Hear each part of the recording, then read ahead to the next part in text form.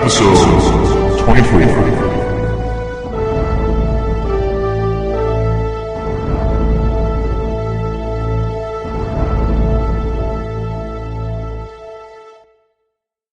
What's going on, Internet? I'm Christopher Peterson, and you're listening to the Nerd EXP Cinecast. I'm hanging out with Drew. Hey, guys. Hey, guys. Oh. Drew, you always do that. Hello. And Guillermo. I am here again. If you're coming back, thanks. But if it's your first time, you're in for a treat. We're going to go through this week's top entertainment headlines and engage in a little friendly debate. And the point of all this? To start a conversation and help you level up your movie IQ. If you want to be part of that conversation, you can join our Facebook group at facebook.com/nerdyxpcinecast, or you can email us at nerdyxp@gmail.com.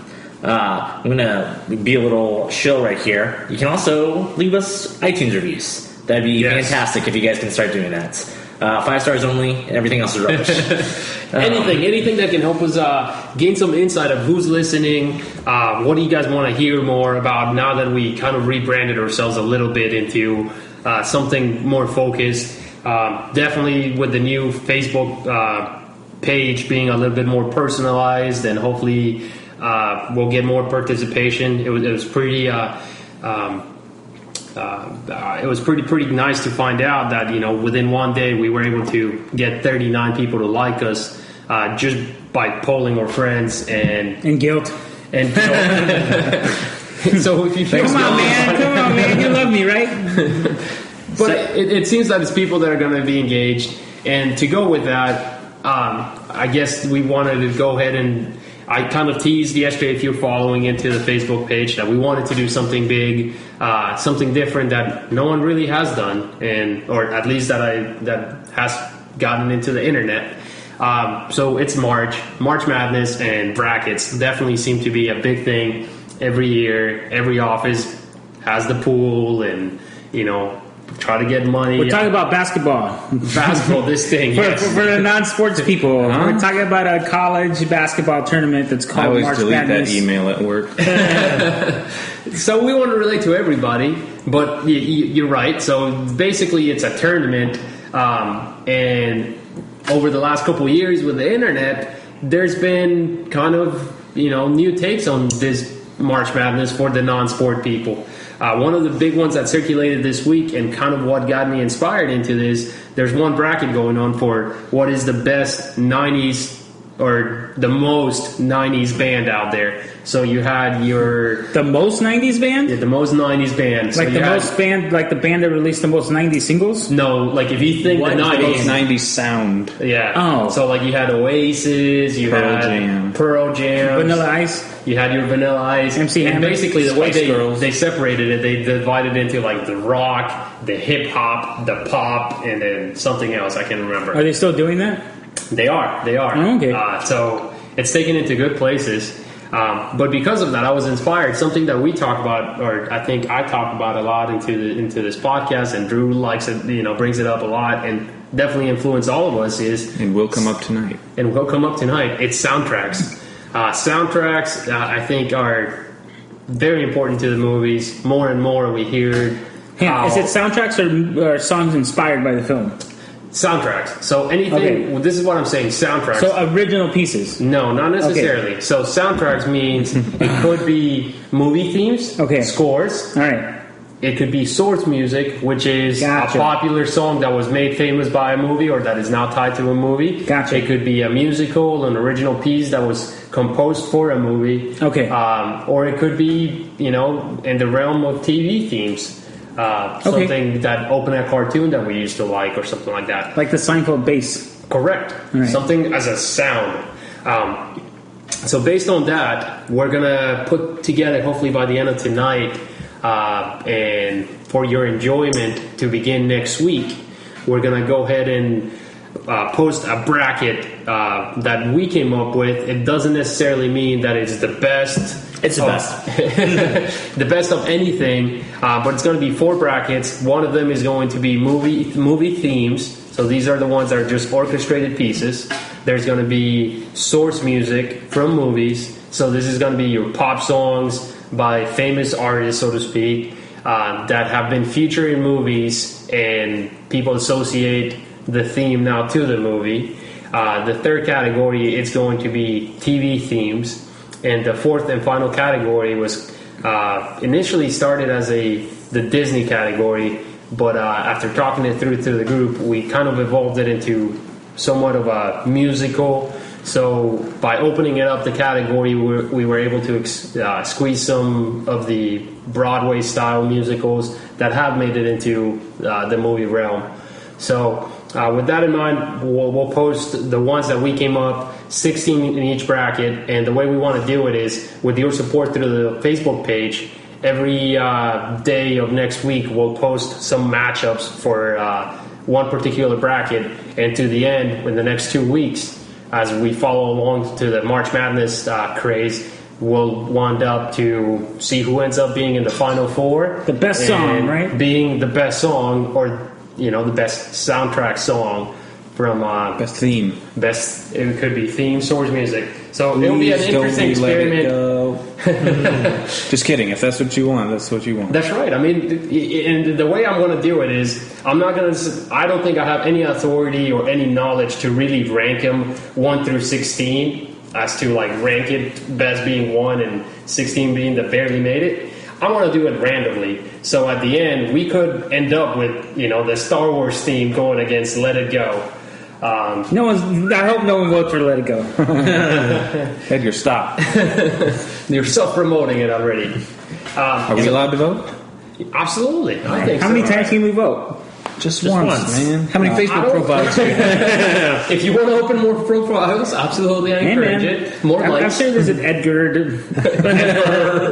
Albuquerque out there. Albuquerque.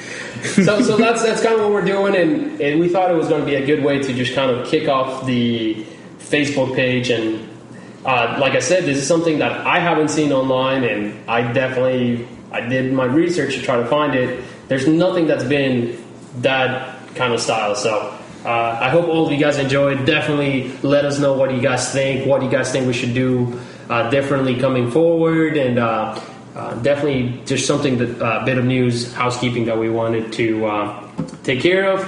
But that's it for me blabbering now. So Chris, what's going on this week on headlines? Well, thanks for putting that together, Guillermo. I look forward to seeing that all play out. Yeah. Just glad Social Network's not even in the running because it's a garbage song. I'm going to write it in. I'm going to write all of them in. No, garbage did The World Is Not Enough. Big Daddy. When I grow up, Big Daddy. Yeah. For movie headlines, we got Cinderella taking first place, which isn't too surprising given the marketing budget of Disney. But I guess the number kind of took a lot of people by surprise. It ended up with $68 million. And then also... which also, I read, interesting fact, it made more money than the next 5 movies combined. Wow. Like the second, third, and fourth place. Whatever. Is that out of the norm, though? Like, I mean, I feel like the opening I think so. always... To take 5 movies, that's pretty big. Maybe deal. for February or March release. Yeah, it's probably common for spring. But was that the biggest opening for those type of movies, for the live, the live version of the Disney classics? I think I read it was better than Alice in Wonderland and was it better than Maleficent?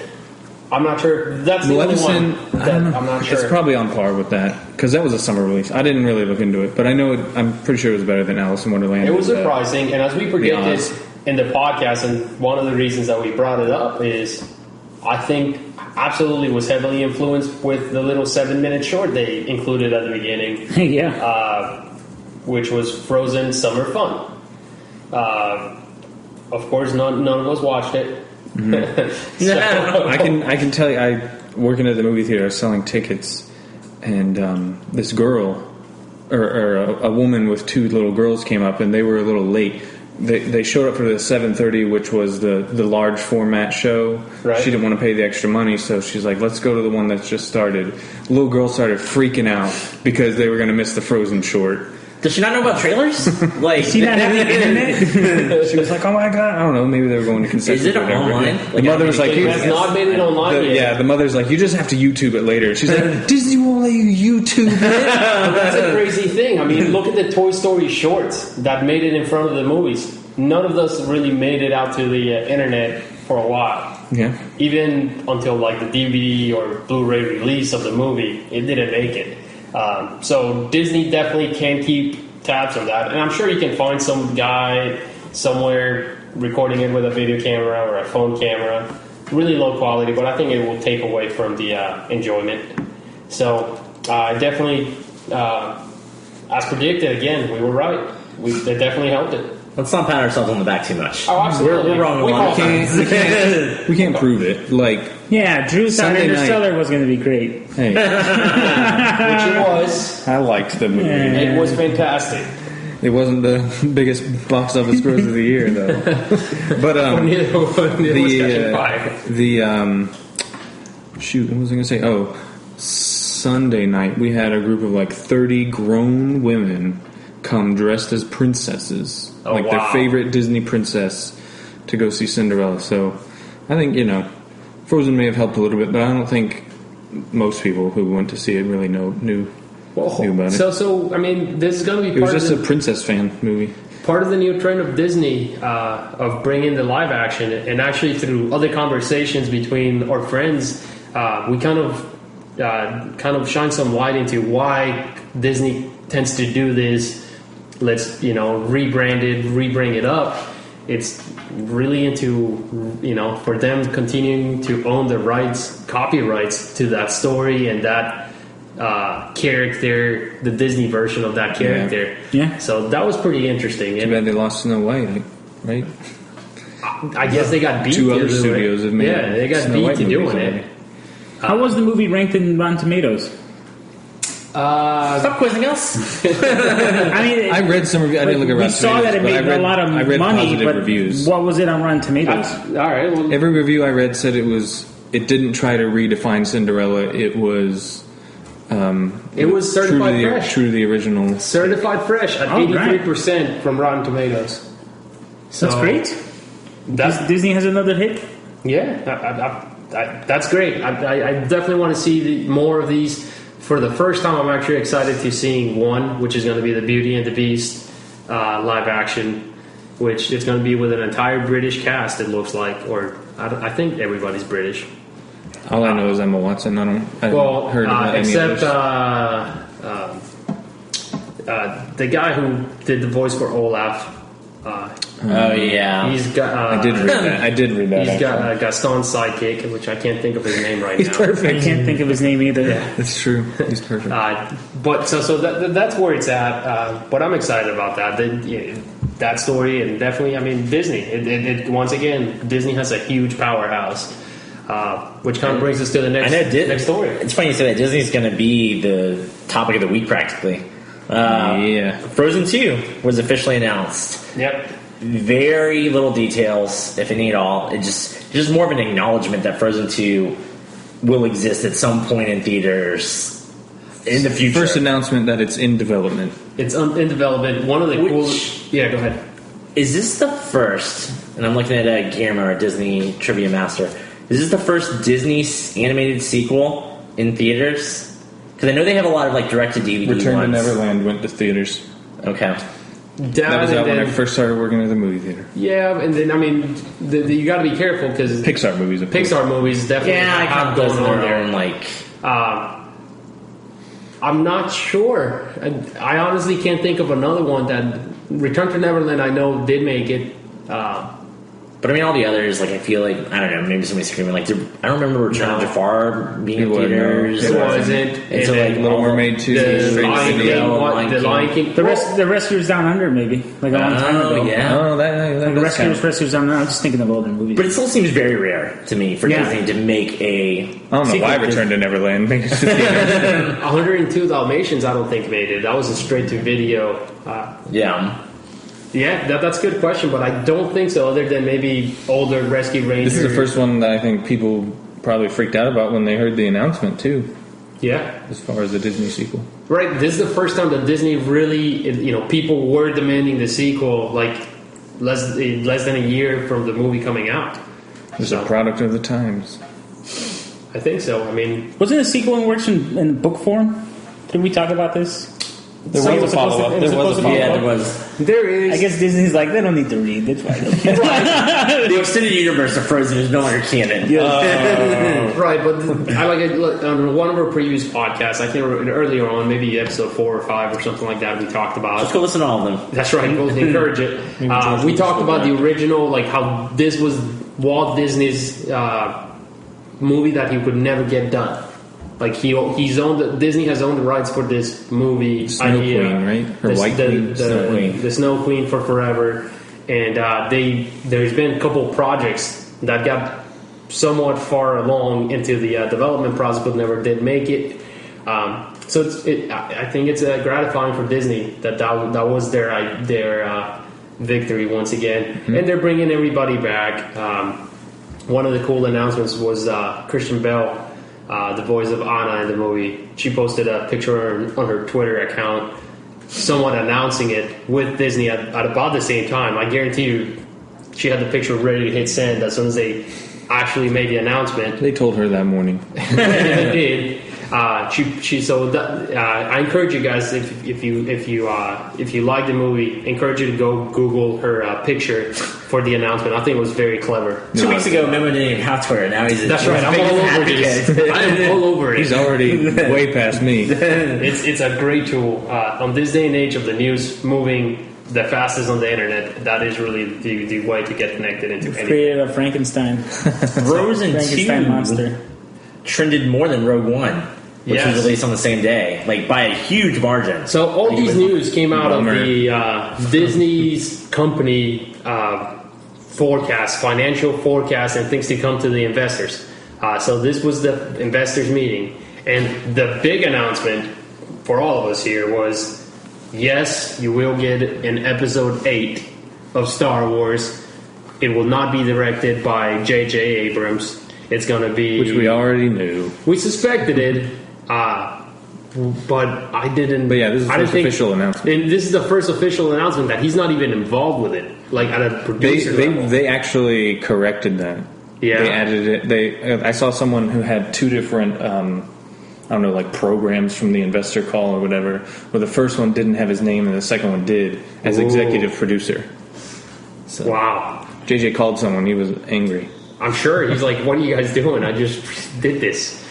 So the big news is that we are getting the director, if you guys can... Rian Johnson. Okay. Bingo. Can you give me... So he's done Godzilla... No, that's Gareth Edwards. Gareth Edwards. I'm sorry.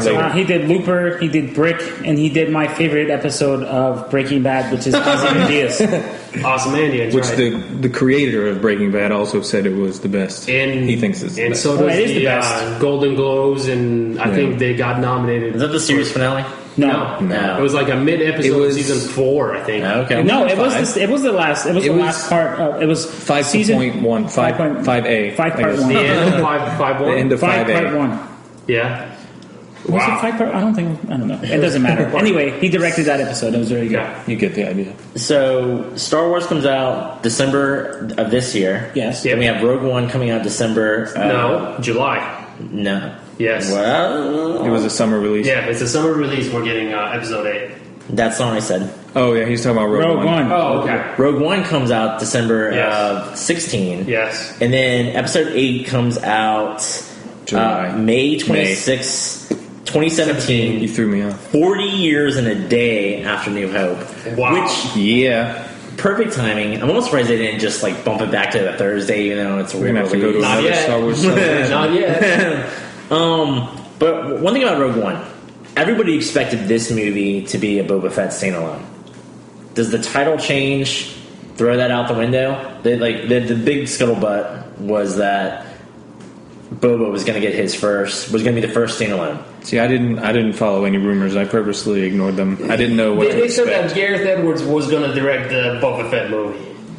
This is Rogue One, but then immediately I'm saying we don't really know the backstory of Boba Fett. Nobody does anymore because the books are not canon. And then that's what I'm saying. So he's not a clone? They still count the Phantom Menace. He is a clone. We know all his backstory. His dad died. We don't know what happens from the moment that we see him pick up his dad's head it wasn't El Camino. Revenge. It was not El Camino. It was just Camino. In Camino. Or in the Battle of Geonosis. It wasn't Geonosis. It wasn't Geonosis. It was in the Battle of Geonosis. Who cares? It's Attack of the Clones. Lord Salvador Diaz. That was one of the best parts of Attack of the Clones. That battle. Oh, it was. Yes, it was. Rogue One makes me think. Rogue Squadron. Right, but with that same sense, I'm thinking, what if? What if what? We got some fan fiction going on. What if Boba Fett is a member of Rogue Squadron? Yes. And then he goes and names. So what is Boba Fett's ship name? Slave One. Done. I'm dropping the mic. If I could make a dropping the mic sound, that was it. Bam. That's what I'm thinking. Somehow, think about it. You got all the clones and the Clone Wars involved into, and that's old Jango Fett. There's nothing official about this, so we don't even know when all it we takes know is the place. title. It could be about Wedge Antilles, but I'm not trying to shoot you down. I'm just saying, it could be about. It could be it could be before anything. episode 4. And the kicker here is the only cast that has been announced was Felicity Jones as So she's a chick. Maybe she's Rogue One. We don't know this. Maybe she's the female pilot. I'm thinking it's going to be the beginning of the rebellion. That's my guess. It could be, the formation of the rebellion. Well, I guess that's what Rebels is about. So. we all know that Starkiller started the rebellion. Shut up. Well, we all know also is, and something we didn't cover last week, is the fact that now the gap between episode 3 and episode 6 episode 6 and 7 is going to be completely reconstructed by the book universe that they're going to come out. They're releasing a trilogy, just like a book universe, and there's going to be the way Disney put it, they said that they plan on using all the way to like coloring books and sticker books to hide Easter eggs that will lead into episode 7. Oh man, Disney's brilliant with their marketing. Right? They just got a bunch of 40-year-olds buying sticker books. As is J.J. Abrams too. So, do you think they'll mention the Gungans at all anymore? They still exist, and so the books. people in the book. We don't know if they still exist. The Gungans? What happens to Naboo? Maybe Naboo got blown up. Naboo had a. What if the only Gungan that survived is Rogue One? Oh no! Misa's scared. I honestly hope that we get to see some Gungans somewhere. Species. You want to see Gungans? No, you know what though? Go on, Drew. I was just going to say, I would like to see the guy who played Jar Jar be able to make a reappearance because he's a good actor and he did a good job. With what he was given. He's a great guy live. With what he was given. He's a great guy live. Right. As a hearing him talk about what he did. He basically was the first major motion capture actor. Yeah. But he doesn't get credit for it. Yes. It all goes to Andy Serkis for Lord of the Rings. And Andy Serkis is great, don't get me wrong. But true. It's better to innovate than break through. It's true. What was your point, Chris? If JJ or Johnson or anybody can make Gungans cool or acceptable and redeem them, that's a huge Herculean task. Have one with one ear. To be that guy who's like, I made Gungans acceptable. There's going to be, I read Die happy. At the one film festival that's coming up in the next coming months, Stephen Colbert is going to be interviewing George Lucas as part of the film festival.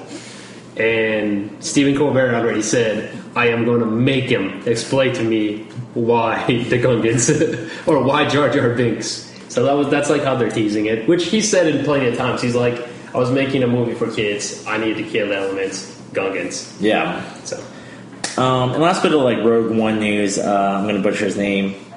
Alexander Desplat. Go on, Jay. Alexander Desplat.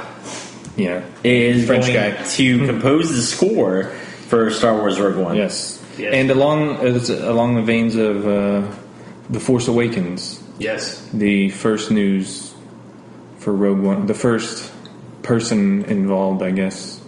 It's not even true. I got to take that back because Felicity Jones was announced during the conference call. I was going to say John Williams was the first person announced for Force Awakens, other than J.J. Abrams. But so I think like the composer. I mean, it goes to prove a point of going back to how my rant at the beginning of the podcast is. Movie soundtracks are a big deal, and Disney definitely recognizes that. Alexander Desplat has done awesome work. Just won his first Oscar for Grand Budapest Hotel. Yep. So he's definitely got a good track record. Alexander Desplat, I think, has done a very good job of making themes. And one of the things I like about his soundtracks is the fact that from one to the other, there's elements. I mean, there's only so many notes that you can play and so many sounds and instruments that the guy knows how to play to compose. So there's always elements. But the guy really makes original stuff and sound different from time to time. Mm-hmm. So I'm really excited for this. I'm glad that it's not John Williams because I want to see what somebody else. I mean, I can't. Somebody like Michael Giacchino. I would be very, very excited to hear something by him on a Star Wars setting. Well, that's definitely going to happen. Maybe, hopefully, it happens, and then I would love Michael Giacchino to all of a sudden go and do a Marvel or a DC soundtrack, because I think that is the guy that can give you a superhero theme. He already did a superhero theme with The Incredibles. So that's a quick note on Desplat. He did The Deathly Hallows Part 1 and Part 2. Yes. And I thought of the three composers that did Harry Potter after John Williams, he best mimicked John Williams. So he's a perfect fit for a Star Wars movie, Star Wars spinoff. Great artists. Damn it, I messed it up. Good artists borrow. Great artists steal. Yeah. Well, John Williams himself has been accused of stealing quite a bit, but I love the out movie. of himself. Well, that too. Leia's theme, Luke's theme. Every How single about theme. Superman March to Raiders March? Close. So Guillermo news. That's right. Kevin Smith confirms that Mallrats 2 is a thing. Yes. And not only Mallrats 2, and maybe I just haven't been keeping Kevin Smith on my radar. We've grown apart a little bit. Oh. But I mean, he also... Have you seen Tusk yet? No. You will before next week's podcast. But so Kevin Smith tweeted out, again, Twitter, we shoot Clerks 3 in May, Hit Somebody in Christmas, then in February we do Moose Jaws, but after that I smell a rat. And then when he confirmed it to a radio show, he also mentioned Anti-Claus. Yes. So I mean, like, this guy is making more movies in the next 2 years than he did everything beforehand. He's a busy retired man. It's fantastic. He's doing every year producers and directors in Hollywood and stars in Hollywood in LA. They do a festival where they have the producers and the directors be kind of like motivating speakers for the up and coming film. Inspired. Did he listen to one of these speeches and got inspired? He is part of this year. He was invited. I mean, here's a guy who said, I'm doing this last movie and I'm retiring. I'm done with movies. I have no passion for anything. And then all of a sudden his imagination goes crazy with Tusk. And then he writes Tusk. And then all of a sudden he's like, I don't care what people think anymore. I made a movie about a guy in a walrus suit. So, and he made money. I mean, as much as people said that was it was a box office slow revenue movie, but it's a movie that dragged me to the movie theater twice. So definitely respect for what he's done. Something really cool that he announced today, also through his social media, he kind of teased what So if you guys all seen Mallrats? I have not. Yeah, You haven't seen Mallrats, Drew? I'd be curious because, like, I kind of joked, like, oh, Kevin Smith on your part. I really loved Kevin Smith's movies when I was a teenager. Okay. I don't feel like I love them now. I love the memory of them, but I think I might find them a little bit too vulgar or crude or simplistic at this point. So I wonder, it's interesting. I wonder if Drew watching it the first time as an adult with no nostalgia attached, if he'll like Mallrats now that he's kind of beyond that stage of his life. So, I don't know. Maybe Drew's right. I've also never been a Mallrat or a comic book fan. So it's not just. It's more about relationships. Mallrats too. It's a great movie. But at the end of Mallrats, one of the things that he does, he defines like the future of the characters right at the end of Mallrats. So we know what every character does. Okay. One of them, which was one of the big characters, is Brody, which is Jason Lee. I'm sorry. So Jason Lee, his partner in the movie was Shannon Doherty. The whole movie is about a breakup and then them trying to get their girlfriends back. Pretty much that's the whole premise of Mallrats. At the end of the movie, and it's not a spoiler. It's not a spoiler. I wasn't even listening. I don't think this is one movie that you get. You're not even listening? Dude, come on, man. What the hell? I don't think it's a movie that you What is wrong with you? I'll listen tomorrow. It's cool. Oh, that was another surprise for me. So, anyways, so at the end they said, Brody and Shannon Doherty's character they get married, and then today Kevin Smith teased like more into that. He says after years of marriage, Brody's last name was I don't remember that. Was Bruce. So his last name was Bruce. Brody Bruce.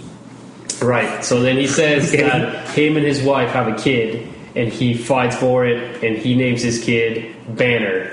So his full kid's name is Banner Bruce. That's fantastic. So that to me was just little quick things. I thought it was going to be Wayne. So Clerks 2 came out much later.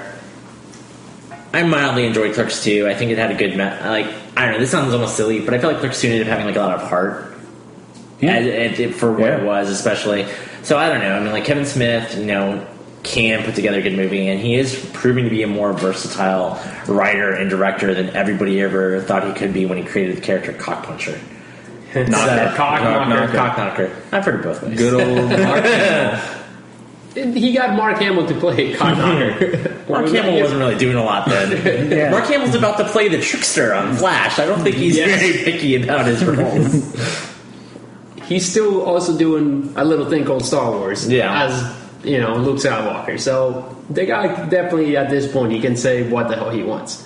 Plus, he's also one of the most prominent voice-over actors that has... the guy is well respected in the voiceover circuit. Yeah. Like, the guy is in. I got to see or hear one of his, voices live... or simultaneously as it was happening, and it was just outstanding. He was the Joker from the animated series. So definitely informed us. Excited about Mallrats. I encourage everybody who's listening to go check that movie out. As an adult, I've rewatched it again, and you take the movie for different things. It's definitely one of the very silly movies, but there's other things that you definitely catch. One, when I rewatched this movie recently, after watching Guardians of the Galaxy, one of my favorite characters from Guardians of the Galaxy was Gandu, which is Michael Rourke. Yandu. Right. It's Michael Rooker. Michael Rooker. Okay, with the names, people. Michael Rooker, who also happens to be in Mallrats. What is he? He's the father of the Father of the Bride. He's the one that's organizing the game show. Okay. Totally missed that the first time I watched Nice. it. I thought, So, last bit of movie news. There was a Raiders of the Lost Ark documentary that came out. And I don't think any of us cared or were interested in it, so we'll just move on really quickly. Ouch. No, what do you got for us? Did you see this? No. So this. All right. So Raiders documentary. This has been. It revived itself. It's been 30 years since this group of teenagers started shooting video cassette cameras and everything, they started shooting a shot-for-shot reenactment of Raiders of the Lost Ark. It's been 30 years since they attempted to try to do it, and then they finally. It's been shown around film festivals, like their work in progress, shot by shot.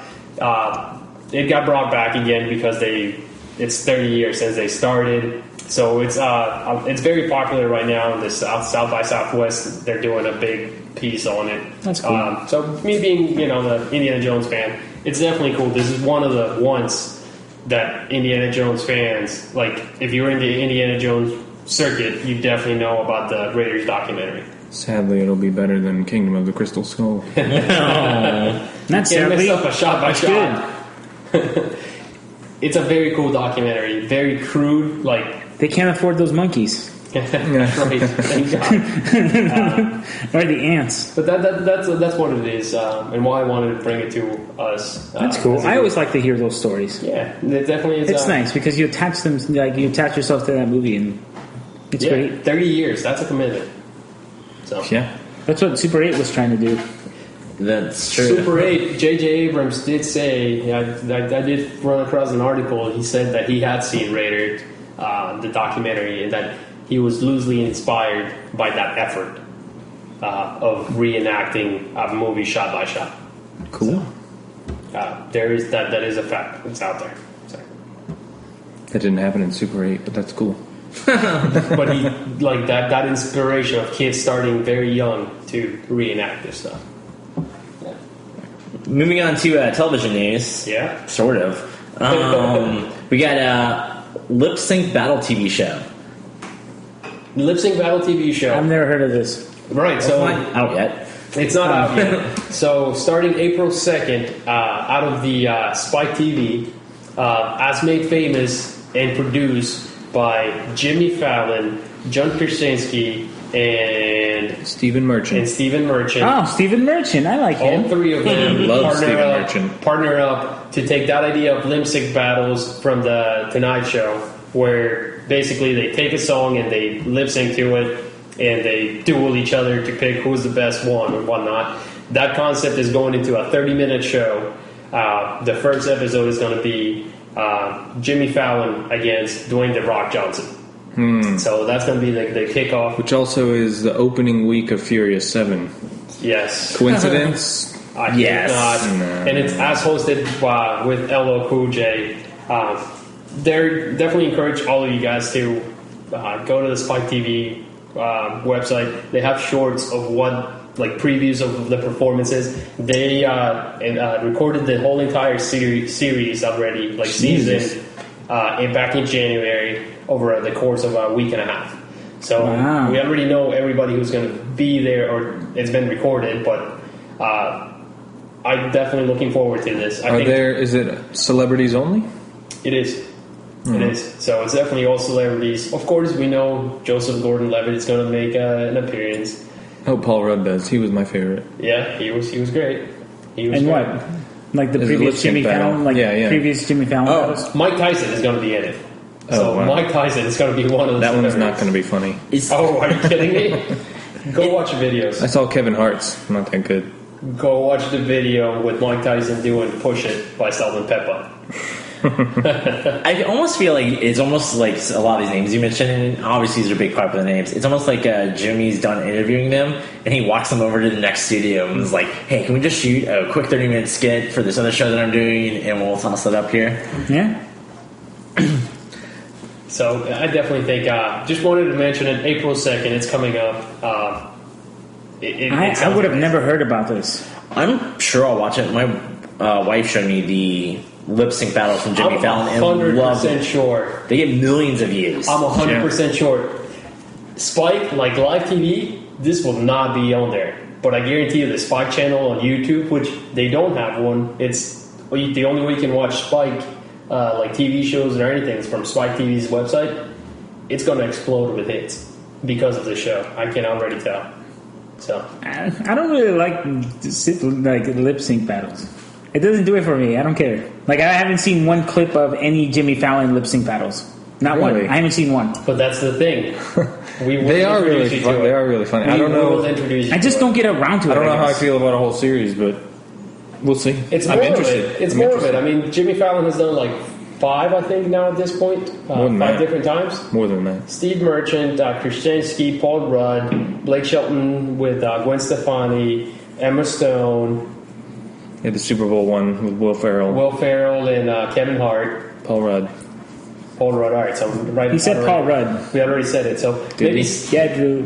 What about Paul Rudd? Steve Merchant. Steve Merchant twice, and I Paul think. Rudd. Yeah. It was no. Anyway, we all love Jimmy Fallon. Yes. Go watch Jimmy Fallon's YouTube channel once you're done with us. I'm done talking. No, I think this is an interesting show. I'm sure I'll give it a shot. And I agree with you. It's going to end up on Spike YouTube. Or Is it uncensored? I'm sure. What do you mean But uncensored? I mean, it's not like Well, there are songs with cuss words in it. I mean, it's still on cable TV, so they're not going to Yeah. say, like...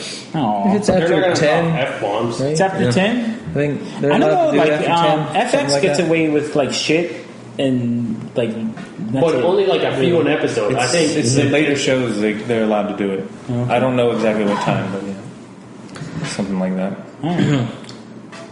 Fair enough. So, moving on. Sort of TV news, kind of in that same realm.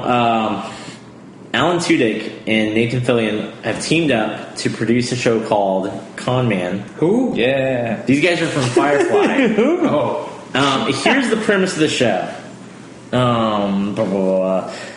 It would show the post-TV life of Ray Nearly, played by Tudyk, the pilots, and co-star of Spectrum, a short-lived sci-fi show turned cult classic. Ray's good friend, Jack Moore, Fillion, who co-starred on the TV show, became a big celebrity. While Ray continues to struggle to find work. That's so funny. This is their lives. Like, they're basically Alan turning... Tudyk was in Transformers 3. This is basically their lives. I mean, they're going to try and turn a web series with all their crazy wackadoo comic conventions where they go in and like meet all these crazy characters and fans and turn that into like kind of a produced show. It's not going to be a documentary. It's going to be kind of still scripted show. Mockumentary kind of a thing. Very similar to The Comeback, right? By Lisa Kudrow? Sort of. Probably. maybe. I hope to see them at Dragon Con. I think that would be awesome. That'd be amazing. Have you seen them in Dragon Con before? Never.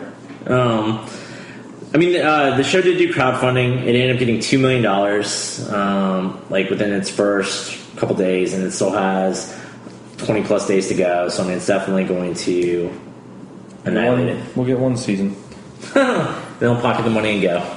It'll be interesting what kind of web series, like if they'll do like an episode a week, episode a month.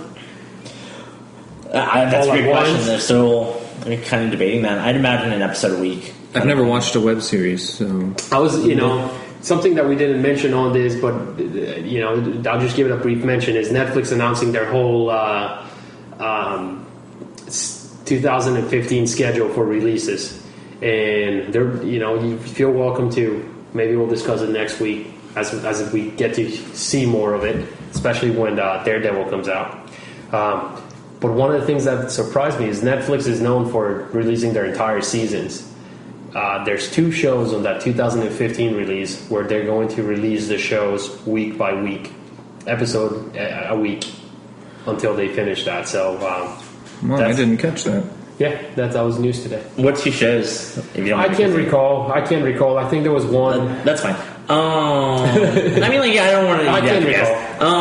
I think it's an interesting ploy. I think it's Netflix testing the waters. I actually saw somebody write an editorial saying that Netflix's model makes it impossible to talk about the shows. Because when House of Cards 3 drops, and like I watch it all at once, but Eddie only watches 3 episodes. Like, how do we talk about it? It's the other way around. I know. So I mean, this could be good. This could be good media. I mean, people talk about Game of Thrones for 3 months solid because it airs an episode a week, and everybody's on the same schedule and breaks HBO Go at the same time. But so I mean, Netflix kind of loses that word of mouth. I don't know, like. Edgar, you definitely watch a lot of Netflix series. Like, what are your thoughts on this?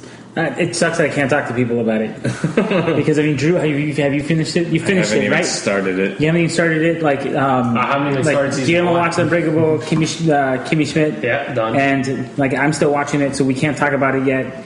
We will. Yeah, we will.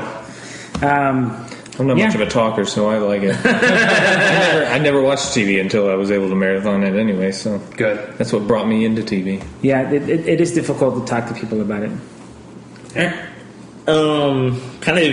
funny that the television news section is all unconventional TV. Yeah. Apple announced that they are going to basically be a TV provider. That they're going to team up with channels. A lot of it is ABC, Fox, NBC, kind of, and those type of guys, and start to offer a subscription service. A number I saw around is $30. My quick take on this, not like knowing the full contract and details. Yeah. I don't know. I mean, this is just paying Apple instead of Comcast. I know people hate cable companies, but I don't see this as like a material, life-altering. The only thought that I have on this is day one prices. The reason Comcast and everything is as much as it is right now is because it's been around for a while. They can't go and charge you $10 for cable anymore. They just can't do it. But I mean, as they a don't. company, you have to grow. I understand. I don't know, but this Apple announcement, I mean, they're not going to have ESPN and Cartoon Network and USA and Cooking Channel. It's still going to be kind of a small smattering of it. It's some cool. original programming. It's cool. Either way, Comcast is just sitting there and saying, "Well, somebody's got to give them the internet for I feel like I'm going to end up spending more with all of these different services. Yes, like, it's going to have to be shared among friends. Like, I'll get Netflix if you get HBO. You know, it's great to see channels breaking away from their master, like Comcast, because Comcast bundles in all these crappy other channels that no one cares about, and then they still charge you. But it's nice that we're finally accepting the internet age of TV. Yeah, that's true. Where, I mean, if there were a bunch more like Netflix, no one wants a box anymore because the box means that the dude has to come out and he's late, and then they charge you for the box, and then you got to return the box at one point, and then you didn't get the right box because you didn't get the one with voice control, and then no one likes doing that. It's supposed to be easy, and Apple TV does it. DirecTV has their Sling TV app. That appears on it's there. Like I'm so ready to accept internet TV. I've been pushing for like a build your own cable sort of thing since I was in middle school. Yeah, you know? It's like I want to just pick a few no channels. No one wants 3 HD channels.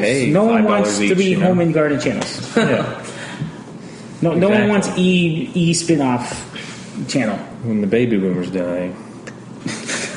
Sorry, Grandma. You know, well, but then again, you won't have channels like C-SPAN anymore. So then what's going to happen in Congress? Nobody watches C-SPAN anyway.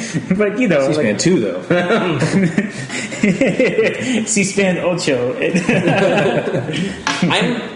I'm okay with this idea. Like I'm not like poo-pooing all over it. It's price. Like if I can get this cheaper than Comcast, I'm all for it. Like, yeah. I don't care who provides me my ABC. I just want it as cheap as possible. They were saying $30 a month. Well, I mean, it's all just rumor. An estimate. HBO estimates came out to be only $5 off. So I think. But percentage-wise, I mean, $15 to pay Apple or pay $10 to Comcast. I mean, that's. I think $30 a year is more than. Well, also the rumors that you'll be able to watch this live on all of your iPads and iPhones and iOS devices. So that's another advantage is that you can watch live TV. I just hope they don't monopolize the good shit like they do with their App Store. What do you mean? Like, because I have an Android and there's so many better games. Oh, like exclusives? You'll be able to see The Last Man on Earth only on Apple. Yeah. Nah, I'm hoping they don't get a lot of that. That's not going to happen. The whole deal is they really got to get live television on live point. Television, yep, and local channels. Not only that, but they really have to work out is the zones. So part of the deal with TV and why cable does what they do is because if you go out of the country, like you shouldn't be able to take that. That is actually like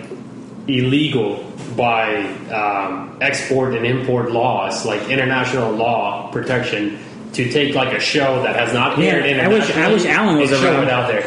He knows all about international copyright, right? Right. So that's the deal. So they definitely have to watch it for that.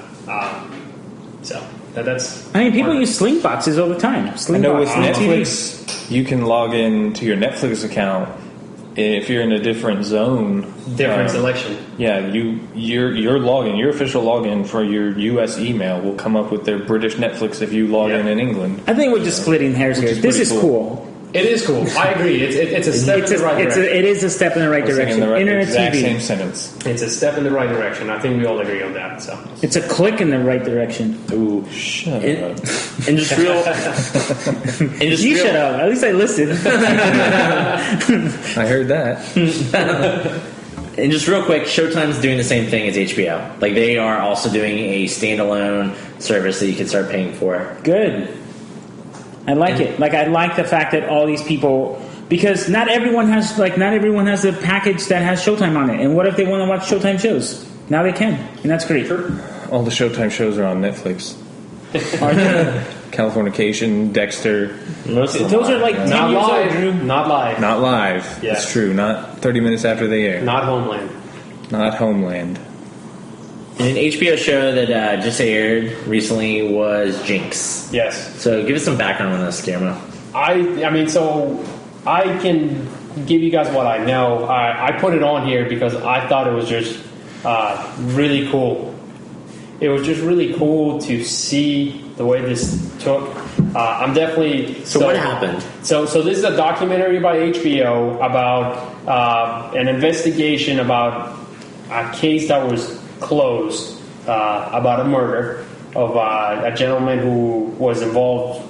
All right, I'm going to help you out here. So it's called Jinx. It's about Robert Durst. Yes, Fred Durst from Limp Bizkit. Yes, so he is from a prominent New York estate royalty family that was accused of killing his wife, and then his neighbor, and then some other person.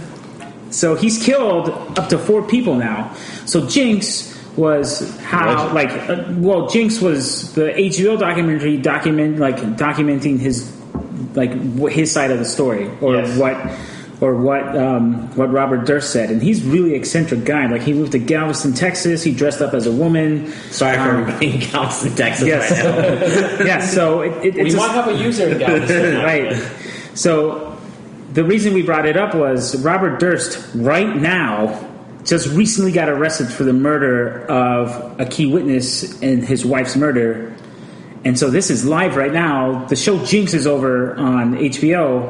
So it's similar to like the American Sniper thing, where American Sniper came out, the case was going on, and now we're watching Jinx, and then Robert Durst got arrested.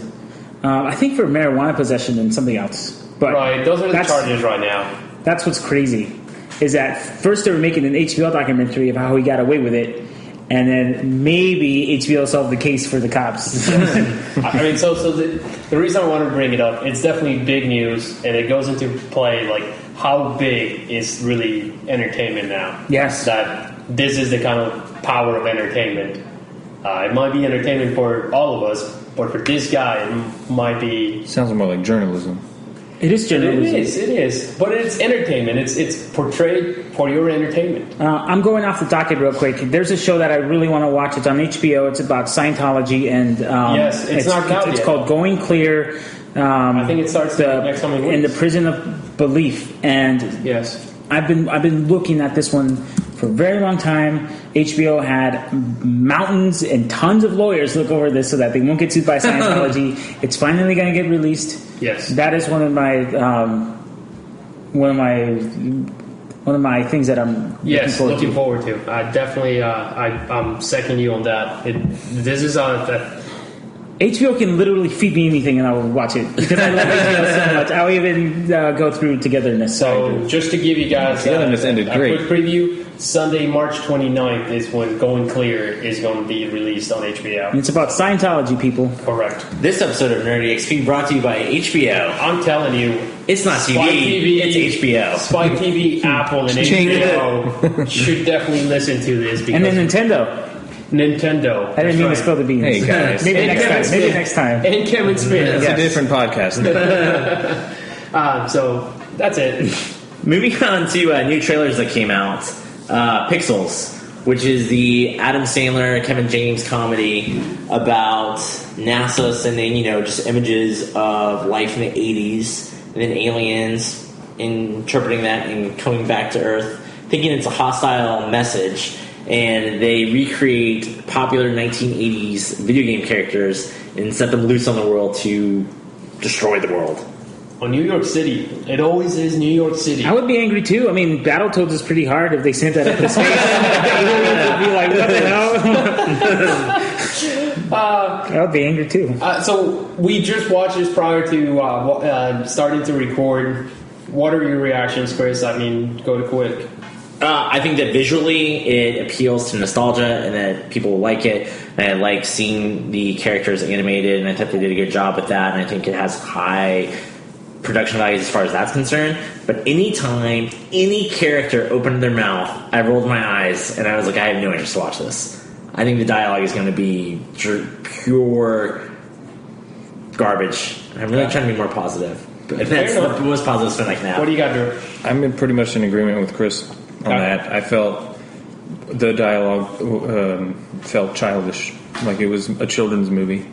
Okay. Which, I mean, Christopher Columbus, he's the director. He does mostly children's films. So Yeah. it's going to be a family event. Anyone but Adam Sandler. That's what I'm going to say. It could be Pee Wee Herman doing this movie. It could be Sam Worthington doing this movie, and it would be better than Adam Sandler.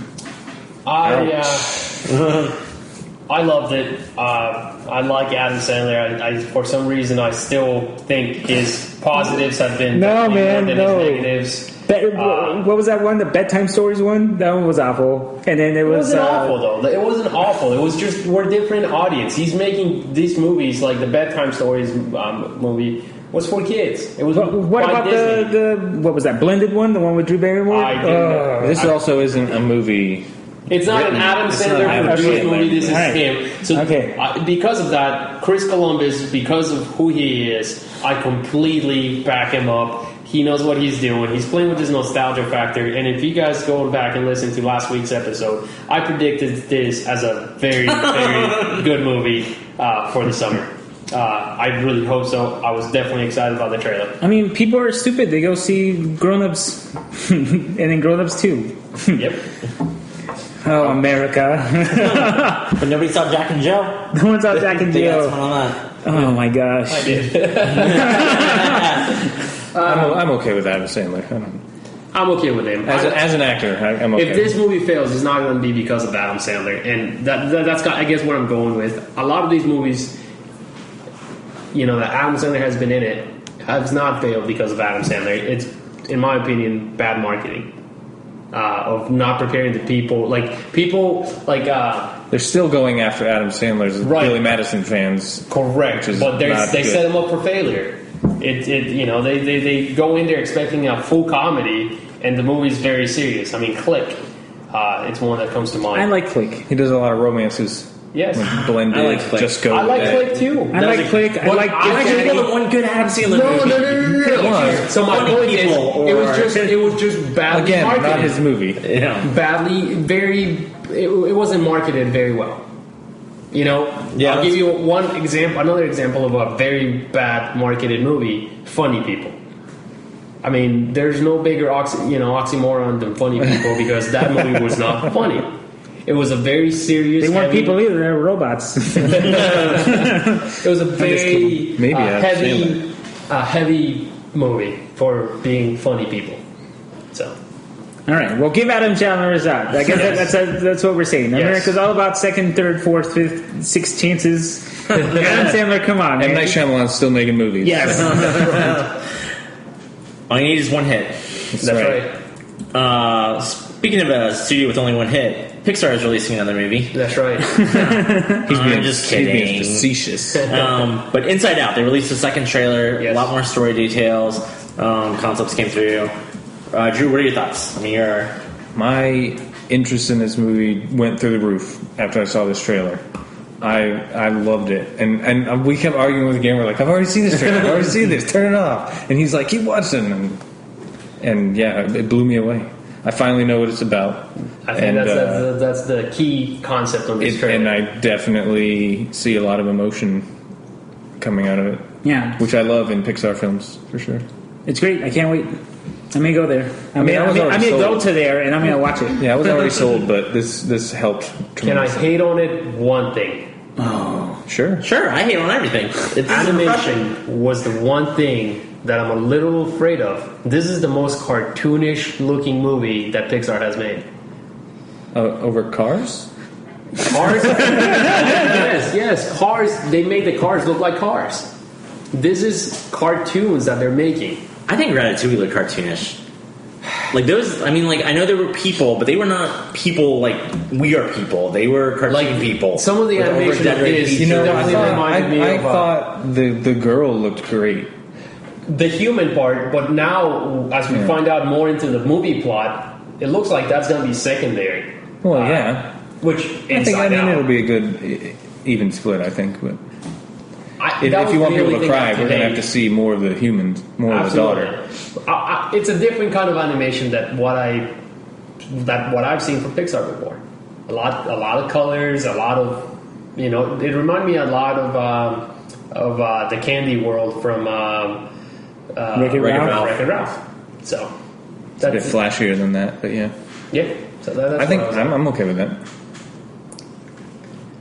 So All right.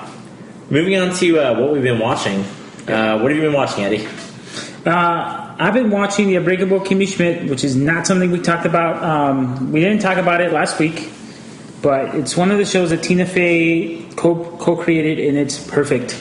Guillermo's going to disagree with me, and that's okay. Well, steal my thunder. You want to take over? Yes. Kimmy Schmidt is very funny. I like all the characters. There are a lot of different references to 30 Rock and other movies. It's great. I like it. How many episodes did you watch? I'm on 6 or 7. So you're about halfway through the season. Chris, you're how many episodes in? I'm 2, and I'm kind of mixed on it. Okay. And Drew, you're 0. Okay. I'll give you guys my take. If we would have talked about this last week, before I had finished watching this, I would have been right there where Edgar is, which is, this is great characters. I can't wait to see more. I had to force myself to finish it. The last 5 episodes are just tough to get through. How? It's so funny, though. It is not. It's not funny? It is not.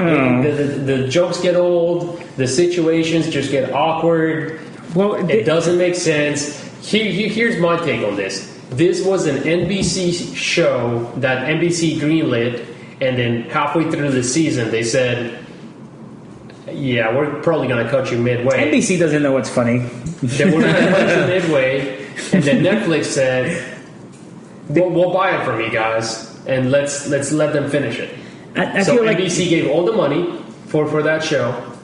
They paid everybody, and the deal with Netflix is supposed to be NBC breaks even, and whatever profit or extra that they make, it's Netflix, and Netflix gets to. Netflix has already greenlit a second season, so. Backing up a second. Yeah. Maybe this show would benefit from a weekly schedule.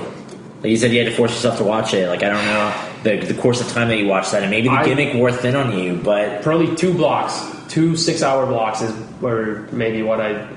4 or 5 hour blocks is what I did. Maybe. Are they only half-hour episodes? yeah. They are. They're like really short. But like I said, I had to force myself to get through it. It builds upon itself like Arrested Development does, but it's not as funny as Arrested Development. But it's similar. Tina Fey does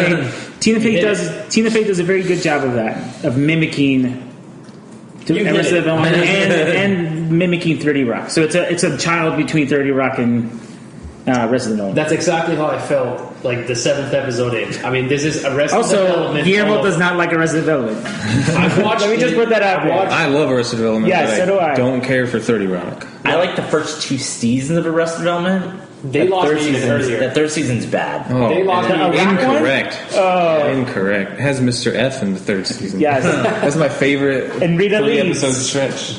But all right, so Kimmy Schmidt, mixed reviews. Share with us what you guys think. I definitely try to see if you can, whenever you finish it, Sure. share your thoughts On the Facebook page. That's right. Share your thoughts on the Facebook page. If I remember. Or on next week's podcast. Okay. What other shows have you watched? I've been keeping up with Girls. Girls has been steady and solid. It's going to win some kind of writing Emmy or Golden Globe this year. I've been watching Archer. That's a new season on Netflix. It finally came out. And I've been rewatching Sex and the City. What? It's a show that... Finish West Wing? West Wing's getting boring. Like West Wing's getting So where the tired. hour is really wearing on me. So I'm not watching hour shows anymore. I'm just watching 30 minutes. 30-minute shows. Okay. Girls 30 minutes, Archer 30 minutes, Sex and City 30 minutes. What's your favorite out of that grouping of four you just... Sex and City. Okay. I love it because it's pre-iPhones. Everybody's pulling the razors. No, it's just when people talk to each other. Like, it's so cool. Fair enough. All right. What have you been watching, Drew? Drew, I mentioned... Drew, wake up. I got nothing different from last week. Okay. I have blown through season 4 of Californication and have started season 5. It's kind of starting to get a little over the top. Okay. So some of the side characters are just getting crazier and crazier. There's a reason these shows end. But- I mean, that's as I binge watched through most of these shows. It's crazy to think. That's what I think. It's crazy to think. It's got 3 more seasons. It has 3 more seasons? 7 season show. So, no, I mean like 3 more that I have to go through. It's already ended. The show has ended, but Will you watch it? Like, Yeah. I'm still interested, Even if for it sure. falls off the rails, are you a completionist? Like, if it's Yeah, a I crappy am. season, will you be like, gotta watch that 6th and 7th to say I finished it? That's how I was with True Blood. I am very much a completionist. I will finish anything I start. But you gave up on West Wing, Edgar, so you're growing. I'm still watching Still it. watching it, just slow down. Yeah, it's slow down. I mean, it's similar to what I did with True Blood. 'cause True Blood- Californication's... Sorry. No, Yeah, You you can better go, be you can sorry. True Blood was a train wreck from like season 3, and Sakai and I just kept watching it because we had to finish it. We had to see how the story concluded. But please go ahead about your Californication. I was just going to say, Californication is a 30-minute show as well. Oh, really? 30-minute episodes. So, All right. so it's easy. I do 2 at a time at least every time I sit down to watch it. Okay, cool. And on top of that, I finished, and I know you have as well, Togetherness, the HBO series. Right. The last 2 episodes I thought were amazing. Right. Like I was on the edge of my seat at the end of the finale. It's kind of a cliffhanger, so it definitely makes you antsy for season 2. I thought it was very well done. It's HBO. Very emotional. HBO. That season 2 is not coming for a year. Yeah, Right, I know. I mean, Yeah, it has to But I be mean, its I'll get turn. True Detective and Silicon Valley. You know, Veep. Veep. I don't watch that. but- Watch Veep, people. What have you been watching, Guillermo? The only thing that I wanted to add, other than Kim and Schmidt, so over the weekend I went. I know I advocated for the comic book of The Dark Knight Returns, Frank Miller's Dark Knight Returns. I thought it was awesome, and I went and bought the animation that came out maybe 2-3 years ago. Yeah. Where they animated the comic book into it's an hour and 45 minutes movie. So it's definitely a long That's just movie. part 1, right? No, There's no, part it's 2. the entire thing. Oh, it's the entire thing. The comic book was divided into 4 parts. Okay. But this takes over the whole Dark Knight Returns, which is 4 different plots, but it is outstanding. I mean, from the comic book being fresh in my mind from revisiting it and seeing it in the type of style that they went for the animation, it was just perfect. I can't wait to see where Batman v Superman takes this. You're not going to like it. We know this. I hope I can be proven wrong, and then all of a sudden I end up seeing a shot-by-shot, real-life reincarnation of this story. I mean, it is regarded as one of the better stories of comic book history, and I cannot hate on it at all. This is one of the things that I encourage everybody here and all of our listeners, go check it out. Why the reason I encourage everybody to go check it out before Batman v Superman is because I don't want that tarnishing your experience with this, and definitely do it in the order that it came out. go pick up the comic. I think the comic it's maybe $20 at your nearest bookstore, or you can buy it online. How I did it and read it, on your digital media.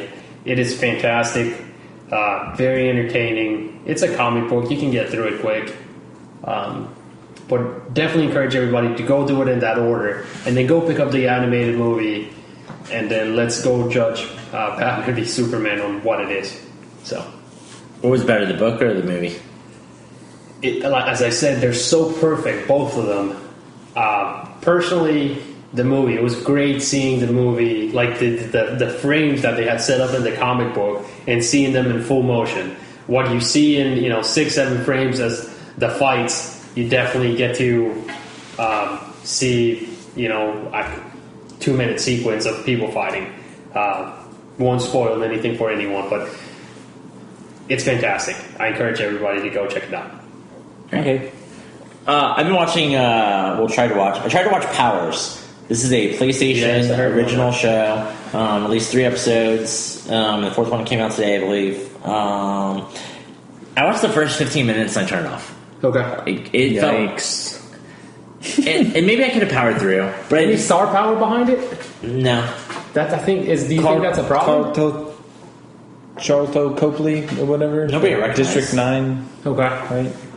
I turned it off because it just felt like it was vulgar and kind of graphic for the shock value sake of it, and hey, we're gonna tell this really kind of aggressive story, but in the world of superheroes, which I guess is cool. It's just not what I want right now. If this was a movie, it'd be rated R. So and how heavy they're pushing it, and the fact that it is superhero, I wonder how many kids are going to see it. And there's scenes of people's heads getting ripped off, and talking about 14-year-olds giving superheroes blowjobs, and and drugs, and this, and like I said, I saw 15 minutes, and just a lot of gruesome scenes, sexualized scenes. Not that you saw that part of it, but definitely heavily listened to and cut as much as possible. So I don't know. It just I reached a point where I was I watched this because it was superhero related.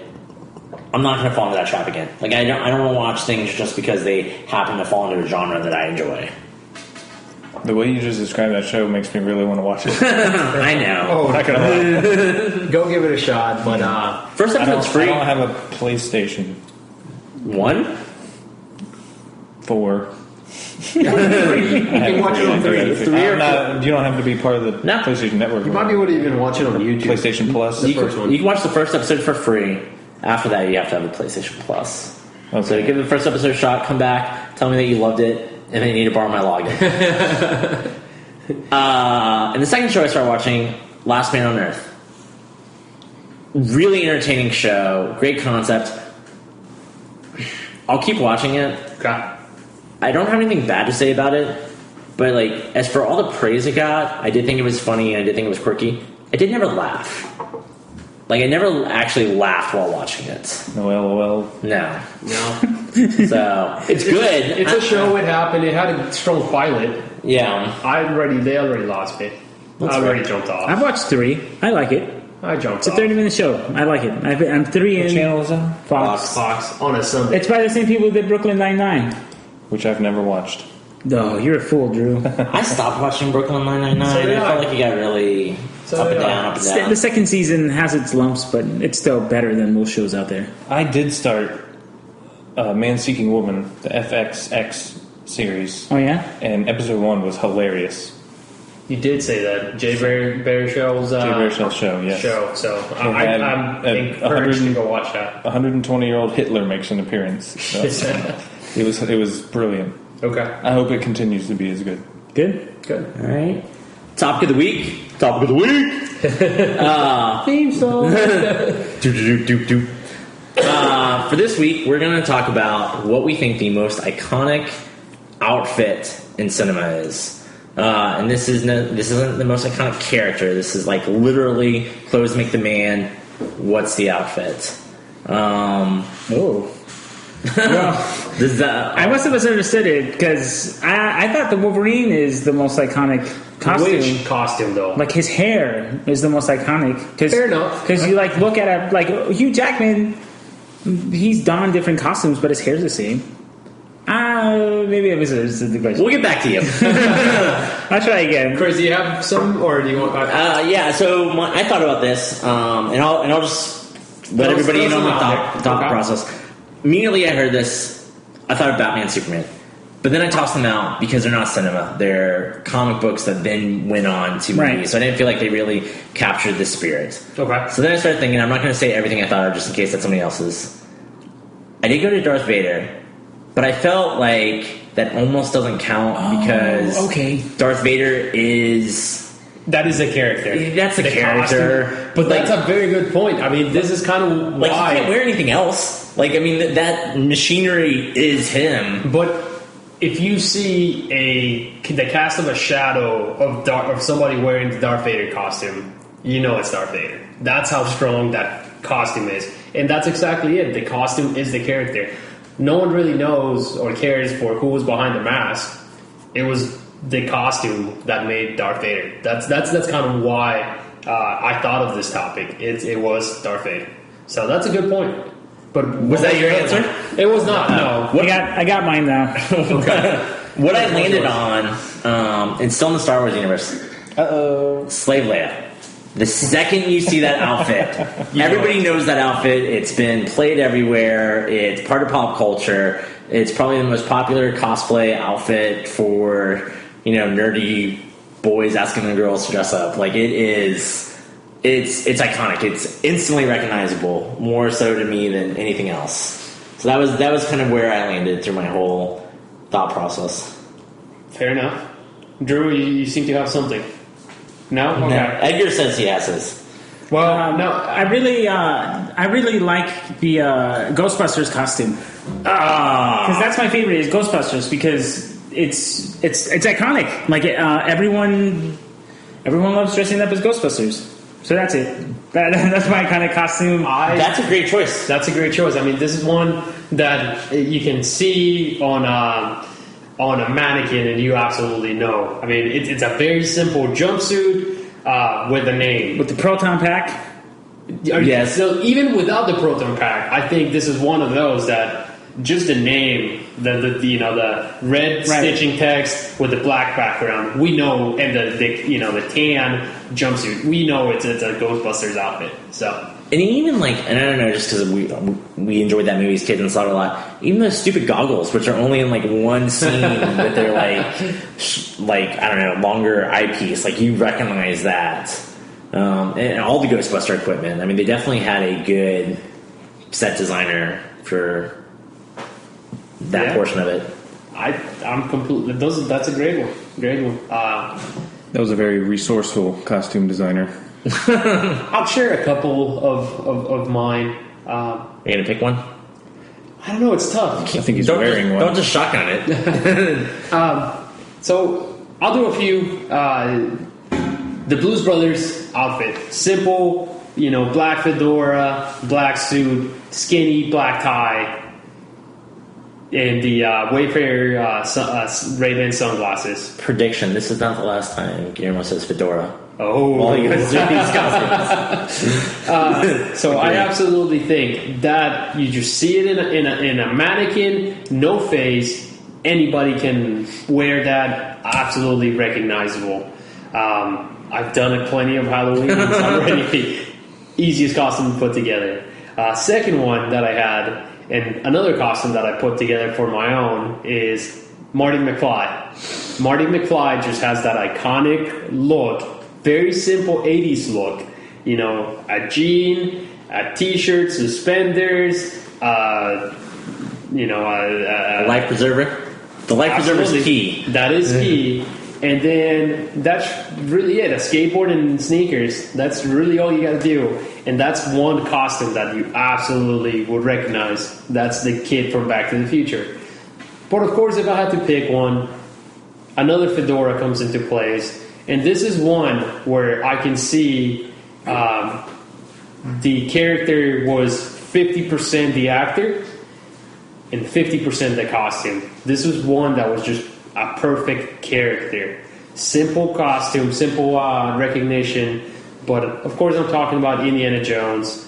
A whip, a fedora, leather jacket, kind of a white or khaki shirt and nice dress slacks, or for brown dress slacks, dress shoes. That is Indiana Jones. It's one of those, I think, probably one of the most memorable for anybody around. So I'll leave it at that. One thing that I think is interesting, we've all said old stuff. Like, I mean, even in like our scatter shot. Well, we got Wolverine, so maybe I'm, from Edgar, so maybe that saves us. Okay. But for the most part, we haven't said anything in like the 90s and the O's and the 10s. Is that us and our age and our demographic, and we think fondly more upon the stuff from our childhood and consider that more influential? Or is that like, there's the new stuff's not as good? The Matrix, I guess. You can dress up as Neo. Like Neo. What's that? I've dressed up as Neo. But is it recognizable though? You see that somebody wearing a leather trench coat with some sunglasses, all black with some sunglasses, and then people are like, "You're right. You're the dude from the Matrix." Yeah, you're right. I think you would struggle. I think you would struggle if it's the Matrix sequels. If it's that weird, stupid cape version. Kill Bill, the bride in the yellow, right, the yellow which is borrowed from Bruce Lee. Oh, I mean, like the popular. That's true. Is very iconic. Popular movies of today, like, I don't know, like, would any of the Hunger Games? Like, today, I think... I don't know. The issue Harry today Potter. Is that everything... Harry Potter's he doesn't costume. have a look, dude. Well, he has They're robes. They're robes, but it's like, it was created in a book. It wasn't like somebody... From the book cover. Yes. And that's where I was going, what I was going to say. Like, most movies today are sourced from comics, books, video games, or some TV show or something you've already seen. And you already know. That's a good point. You just naturally lose that. I mean, Iron Man, they do little tweaks on it and stuff, and I think that's maybe a really fun costume, but not necessarily iconic. I think it's totally iconic. That's true. I mean, as far as cinema is concerned. Yeah. I don't know. It'd almost be curious to see if we pulled a bunch of 12-year-olds. Would they recognize everything that we say is instantly recognizable? Or would they be like, I don't even know what they listen to or watch? Yeah. They probably would just say all the superhero stuff. I'm sure if we had women on the panel, they would say like Cinderella. Like Cinderella's dress, yeah. I can't even think cartoons. Yeah, that is pretty good point, yeah. though. Or Snow White. Any Disney or character, Ariel. any Disney character, it's iconic. Sure. You put but those are. I mean, every year they're perpetual Halloween costumes. I mean, a Dalmatian dog. For the sake of the Dalmatian, he's always going to be like, "Oh, it's just like the kids' movie, the 101 Dalmatians." Yeah. So, no, I think Edgar brings up a great point. That Snow White outfit from the 1930s, 30s, yeah, like that's instantly recognizable. Yeah, even today, Disney did a great job with those outfits. You can even do, like, I've seen like fashion designers make dresses inspired by that. That's And right. you can tell just by the colors that's Snow White. It has a red belt and a yellow top or whatever it was. Yeah. So my pick, I'm actually going to TV. This is completely nostalgia based. Is the Power Rangers. okay. Any 5 or any 6, I guess. Gosh. Any of them. Any of the. I mean, even the pirate ship, the pirate ship Buccaneers Zelda Force. No. I'm saying any of the Mighty Morphin, any 5 or 6 of those, because they're all basically the same. I mean, you got the Green Ranger with the shield, that is a little different. Yeah. But like when I go a long while without seeing that, and then I see it, like I do get a great sense of joy and nostalgia. Yeah. Sure. From when I was a kid. It's like my first obsession ever. Give it. I mean, when I think we all can relate on this.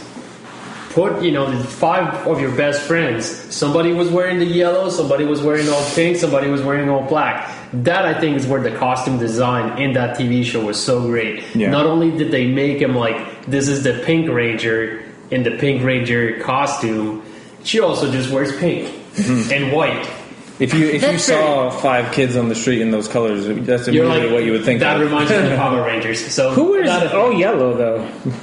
Trini. In Alicia. And that's very. All you got to do is have yellow shorts on, you know. Who wears yellow shorts? The hipsters. Your brother probably does. Probably. I feel like it's a very anime thing. And Power Rangers was a live action anime. Like an animated characters. Yeah. Their hair is even flash. color. I mean, it was Japanese, of course, but yeah, it's very flashy. But fair enough. But as a point to Drew, that is an iconic thing. And I mean, let's throw some other icons out there. Freddy Krueger. Jason from the Halloween series. I mean, But that falls into the same thing as Darth Vader. Jason's Friday the 13th. Which we said it's absolutely valid. So, and, you know, even the Wolverine. Put anything, a mannequin with some dude with a leather jacket and give him a claw. And a cigar. And a cigar, done. And that hair. No more cigars. Well, it's Fox. Not yet, right. So, They're getting rid of cigars? So Disney's saying no smoking in any of their movies, and people were like, even the Marvel movies, which I didn't really think twice of because Marvel made a conscious effort in their comics and O's to stop all smoking. Like Nick Fury and Wolverine used to always like chomp on cigars, and that stopped completely in the comic books. I just assumed they moved that also to television, so it didn't really surprise me when they talked about that. But fantastic. Right. Any costumes that we don't like that jump out at you immediately as hating? Maleficent.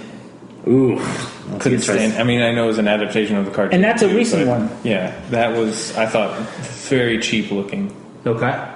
For me, absolutely anything that has come out of Batman v Superman, except the Batman costume. Because that one's all dark anyway. As far as we can tell. Like, as far as we can tell. Not a color photo. No bat nipples. I have hated... bat abs. I have hated the Wonder Woman costume. I have hated the Aquaman release. I have hated Supergirl. Yeah, poor Supergirl. She doesn't even have anything hated Superman.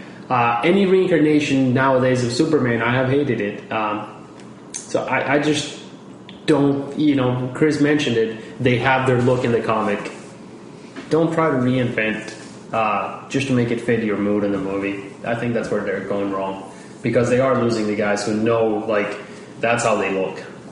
So, those would be the ones that I think are the ones that they tried, but they failed.